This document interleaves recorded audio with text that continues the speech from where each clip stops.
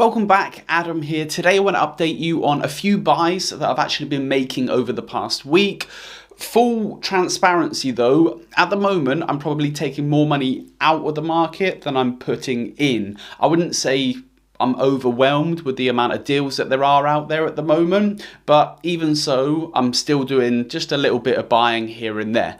All three of these are EV associated or associated to the EV industry in one way or another. Two are Australian, one is Indian. I have actually held positions in all three companies for a while now, but it's now time to add. Now, sometimes, not every time, but sometimes when I'm researching a new company, if I like what I'm seeing, then I will open a tiny position in that company without paying too much attention to the valuation. I'll then use that as my benchmark and I'll monitor what moves the stock price, what causes it to go up and down over the next few months. And providing I like what I see, then I'll start averaging in. If the price goes up, I'll average in. If the price goes down, I'll average in. And that's what I actually did with these three companies. I opened tiny benchmark positions, but then I got sidetracked and I didn't average in. One has actually sat flat, so that's not really a problem, but the other two have ran about 50 or 60%. So hands up, I missed a bit of an opportunity here, but I'm still happy to add now at the current prices. So let's jump in and let's take a look at the first company. The first company is called Lake Resources. Now, I've featured this company on the channel before. It's the lithium mining company who will use direct extraction, which is a more environmentally friendly green process. I purchased my position back in February this year, and I only ended up putting about £500 into this one. Now, this is one that's actually up about 70% in that time. Just remember with this company that they have a commodity that everyone in the EV industry wants at the moment, very high purity lithium that's been extracted in an environmentally friendly way, but, and it is a very big but, they haven't actually pulled any of that material out the ground yet, not at scale anyway, apart from samples. Having said that, they are making good progress now, and this is why I've been buying more. They recently received interest from the United Kingdom Credit Agency, who want to fund 70% of the flagship Catchy project in Argentina. Nothing has been formally agreed yet or announced, but this is good progress for Lake, and I think now is the time to be adding to this one. Wholesale lithium prices are moving in their favour, nearly 100% higher year to date. There's more and more talk of an impending lithium shortage, so they're in a very good position, very strong position, and providing they keep moving forward, I think it will stay that way. They also announced a bonus option for existing shareholders to buy one new share at 35 cents for every 10 shares already owned. If you exercise that option, then you become entitled to an additional option that expires in March 2022 with a strike price of 75 cents. So I'll exercise those options and add a little more on the open market as well. The second company is probably the one I'm most excited about in the short term. It's called Novonyx. It's another Australian company, but they are seeking a listing on the Nasdaq. So I think if that happens, then this company is really going to fly. I opened the original position at the same time I opened Lake Resources, and again, it's ran 60 or maybe 70% since that period. This is a battery technology company who collaborate with most major EV and battery manufacturers. They have a really impressive network that they operate in, and originally I invested in this company because of the work they did within their network. Novonyx provide testing and analytics expertise to those large manufacturers, and that to me seemed like a nice association to the EV industry without being too direct and too obvious.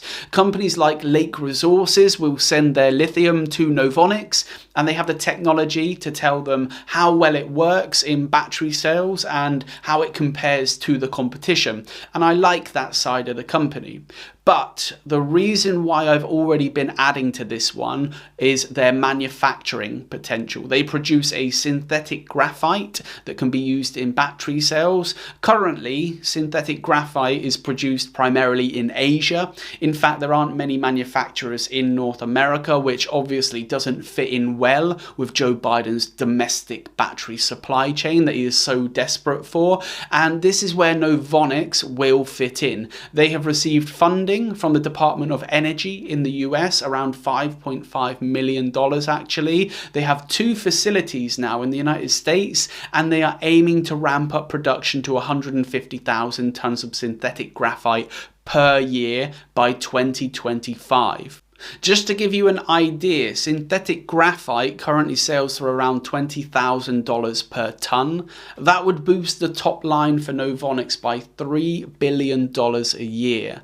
So I think Novonyx are going to have a big part to play in the North American supply chain with their synthetic graphite, and I've already been adding to this position. The final company is a legacy automaker, probably not one that you have considered as an EV play, but you'll have to hear me out on this one. The company is the Indian group Tata Motors. Lots of subsidiaries, lots of joint ventures, but the group generates a vast majority of its revenue from 2 segments.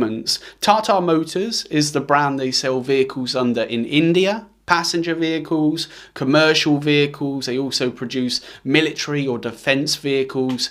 They have just over a 10% share of the Indian passenger vehicle market. They offer a couple of electric vehicles, and I think it's a good market to have some exposure to, but it's actually the other big revenue driver that I'm interested in.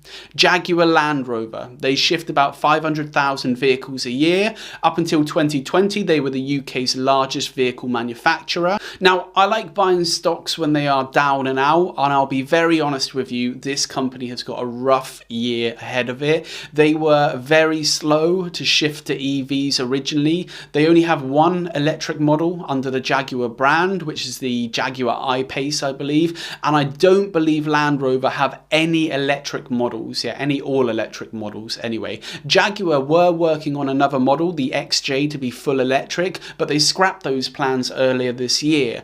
On top of this, they're being hit really hard by the semiconductor shortage, and actually believe up to 50% of production could be impacted in the next 6 months. But let's fast forward a year from now, once the chip shortage has been resolved. What are we going to have? The brand as a whole have plans to be all electric by 2038, and they're actually going to make Jaguar an all electric brand as early as 2025. Jaguar represents about a quarter of sales, so it makes sense to make the transition with that brand first.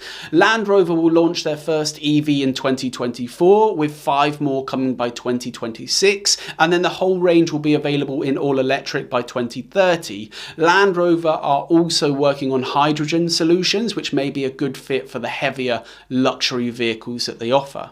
Now, I'm not suggesting this is going to deliver huge returns in the short term, but I do think this could be a good slow burn. The bottom line is every single vehicle they offer, whether it's Jaguar or it's Land Rover, is beautiful. They're a world leader in 4x4s or SUVs, which is a fast growing segment, and one of the main reasons that people may have been put off from buying SUVs previously was the impact on the environment. And to some extent, as Land Rover transitioned to all electric, that hurdle is being removed. I think you'll also find that as people upgrade to their first EVs, they're going to stretch their budget a bit further than they usually would, which will shift a lot of buyers into the Jaguar Land Rover price range. All in all, I think we have a company that, although it's been slow to act, will actually end up benefiting from the shift to EVs. They certainly aren't winning the technology race, but the bottom line is they make good quality, attractive vehicles,